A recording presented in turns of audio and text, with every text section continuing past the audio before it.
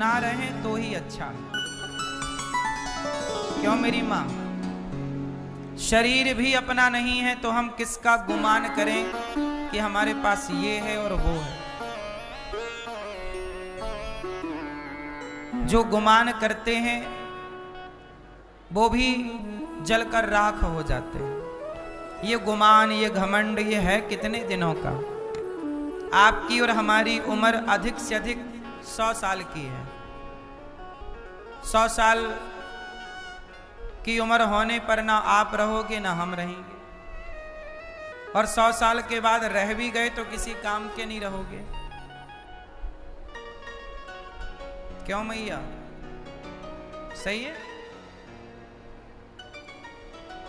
गौकर्ण जी ने कहा, पिताजी सेवा कथा रसमहो नितराम पिबत्वम।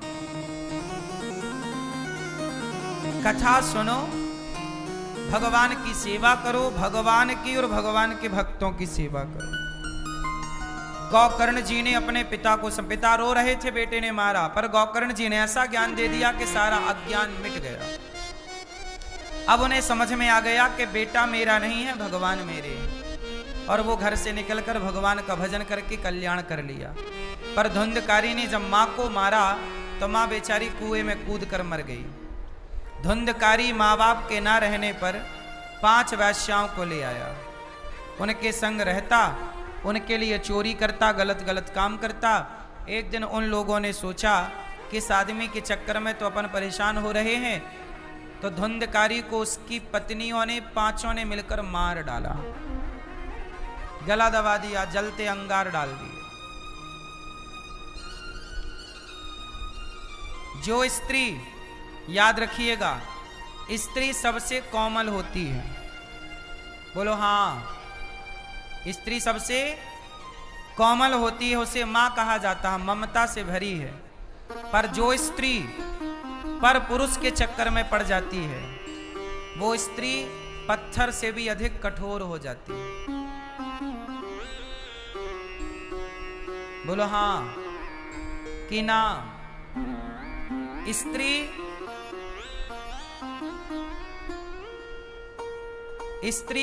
रुई से भी ज्यादा नरम है, पर वही स्त्री कुसंग में पड़ जाए और पराये पुरुष के चक्कर में पड़ जाए तो वह पत्थर से भी कठोर हो जाती है। उदाहरण देखना है तो अभी वो राजा की घटना याद होगी आपको। इंदौर में पति को घुमाने ले गई, पति का मर्डर कर दिया, खुद भी थी उसमें इन्वॉल्व, और सोनम नाम की लड़की, उसने एक पराये पुरुष के चक्कर में ही तो अपने पति को मारा। अब मैं आप लोगों से कहूं कि आपको किसी का मर्डर करना है तो यहां बैठी कोई भी स्त्री किसी का मर्डर कर सकती है? आप में इतनी हिम्मत है कि आप किसी का गर्दन गला काट दो? बोलो। जिस देश में, जिस संस्कृति में चींटी को मारना भी पाप होता हो, हमसे तो चींटी भी नहीं मरती। हाथ कांपने लगते, क्यों मारे बेवजह चींटी को? भैया क्यों मारे? हाँ या ना? हम चींटी को मारने से डरते हैं, डर लगता है कि ईश्वर पूछेगा, क्यों भाई वो चींटी क्या तेरा खजाना लूट रही थी जो तूने उसे मार डाला? पूछेगा ना सवाल ईश्वर ये हमसे। क्या बिगाड़ा उस चींटी ने हमारा जो हमने उसे मार दिया? लेकिन सोचिए, जिस सनातन धर्म में चींटी को मारना पाप है, वहां आज इंसान इतना निर्दयी हो गया, निष्ठुर हो गया कि पति को मारने में भी जरा नहीं सोचा। या कुछ पुरुष भी पत्नियों को मार देते हैं, तो आपने इंसान को, पत्नी को मारने में तनिक नहीं सोचा। क्यों इतने क्रूर हो गए? क्यों इतने निर्दयी हो गए? क्योंकि पराये पुरुष से चक्कर था। चमड़ी की भूख मिटानी थी। हाँ या ना? इस चक्कर में आपने मार दिया। इसका मतलब यह हुआ कि धुंधकारी की पत्नियों ने भी धुंधकारी को मार दिया, क्योंकि वो धुंधकारी के पास पैसे के लोभ में आई थी। वो ना जाने कितने पुरुषों के पास रह चुकी। वो स्त्रियां बहुत खतरनाक होती हैं। वो स्त्रियां कुछ स्त्रियां बहुत खतरनाक हैं, जिनका पर पुरुष से संपर्क है, पराये पुरुष से टच में है। ऐसी स्त्रियां कुछ भी कर सकती हैं। हाँ या ना? वो अपने पति को मरवा दें। केवल पति ही नहीं मेरी मां, कुछ केस तो आपने सुने ही नहीं। कुछ स्त्रियां ऐसी भी हैं जो पराये पुरुष के चक्कर में, उनका बेटा था तो बेटा है अब कहां लेके जाए, तो बेटे को ही रास्ते से हटा दिया।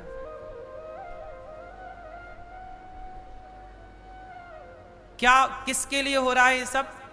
पर पुरुष के लिए और पर नारी के लिए। क्या मिलेगा पर पुरुष से, क्या मिलेगा पर नारी से? चमड़ी की भूख मिटेगी। किसकी भूख मिटनी है? भूख दो तरह की होती है। एक भूख होती है पेट की, जो दाल चावल रोटी सब्जी से बुझ जाती है, भूख मिट जाती है। एक भूख होती है पेट की, जो दाल रोटी से मिटती है। पर एक भूख होती है चमड़ी की, जो बहुत खतरनाक है। इसी चमड़ी की भूख ने रावण का सर्वनाश करा दिया। इसी चमड़ी की भूख ने दुर्योधन का सर्वनाश करा दिया। इसी चमड़ी की भूख ने इस महिला ने अपने पति को मरवा दिया और अब जेल में बैठी है। इसके पहले एक और केस था, पराये पुरुष के चक्कर में अपने पति को मार के ड्रम में पैक कर दिया, सीमेंट से जमा दिया। किसके लिए? पर पुरुष के लिए। हाँ या ना? इसलिए चाहे पर नारी हो चाहे पर पुरुष हो, दोनों ही खतरनाक। बचिए इन पापों से। धुंधकारी की पत्नियों ने उसे मार डाला, जलते अंगार मुंह पे दे दिए, धुंधकारी मरा। पर मरने के बाद क्या हुआ? क्योंकि धुंधकारी ने माँ बाप को सताया, गलत काम किए, तो मर के भी वो मुक्त नहीं हुआ, वो प्रेत योनि में चला गया। कितनी योनियां होती हैं? 84 लाख। उन 84 लाख योनियों में एक योनि होती है कुत्ता की, बिल्ली की, गधा की, पशु की, पक्षी की, जलचर, थलचर, नवचर, नाना सब प्रकार की योनियों में ये योनियां। एक योनि होती है प्रेत की। कौन सी योनि? जो सताते हैं, अपने माँ बाप को सताते हैं। जब ऐसे लोग मरते हैं तो किस योनि में जाते हैं? प्रेत। और स्त्रियां जब सताती हैं किसी नारी को, सास को, पति को, गलत काम करती हैं, तो स्त्रियां जब किसी बूढ़े को सताती हैं, पति और पिता या पिता तुल्य ससुर सास को सताती हैं, तो क्या बनती हैं? पुरुष बनता है भूत, माँ बाप को सताने से। और स्त्रियां सास ससुर को सताएं और पति को सताएं तो क्या बनती हैं? क्या? चुड़ैल। क्या बनती हो मैया? तो चुड़ैल। तो आप लोग सेवा करना अपने सास ससुर की और पति की, वरना चुड़ैल बनने को तैयार रहना।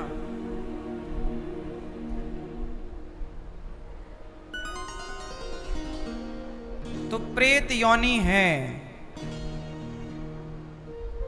कौन सी योनि? धुंधकारी क्या बना? जोर से। प्रेत बना। अब जब प्रेत बना तो क्या करे? तब धुंधकारी ने अपने भैया गोकर्ण जी से कहा, भैया मैं मर गया, अब मुझे अक्कल आई, मैंने बड़ा अपराध पाप किया भैया, मैं प्रेत बन गया, मुझे से प्रेत योनि से मुक्त करो। तब गोकर्ण जी ने भगवान सूर्य के कहने पर गोकर्ण जी ने भागवत सुनवाई, और जब भागवत सुनी तब धुंधकारी उस प्रेत योनि से मुक्त हो गया। ये भागवत जी की महिमा। अब सोचिए, धुंधकारी जैसे पापी भी भागवत सुने तो वह प्रेत की योनि से मुक्त हो जाते हैं। और आप लोग इसलिए कहता हूं कि जीते जी भागवत सुन लो और अपने माता पिता के नाम से भागवत जी सुन लो, क्योंकि कोई जाने अनजाने में कभी प्रेत योनि में चला भी जाए तो उस व्यक्ति की सदगति के लिए भागवत जी ही उसे मुक्त कर सकती हैं। इसलिए जीवन में भागवत जी के पोथी पाठ कर लेना चाहिए, सुन लेना चाहिए, भागवत सुन लेना चाहिए, अच्छे काम कर लेना चाहिए।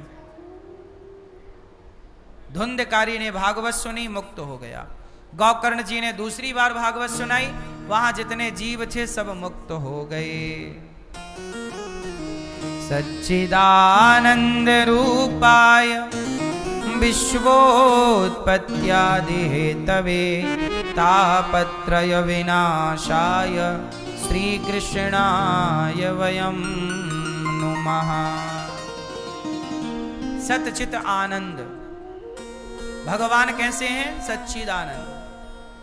भगवान ही सच्चिदानंद है, वही मुक्त कर सकते हैं सबको कहीं से भी।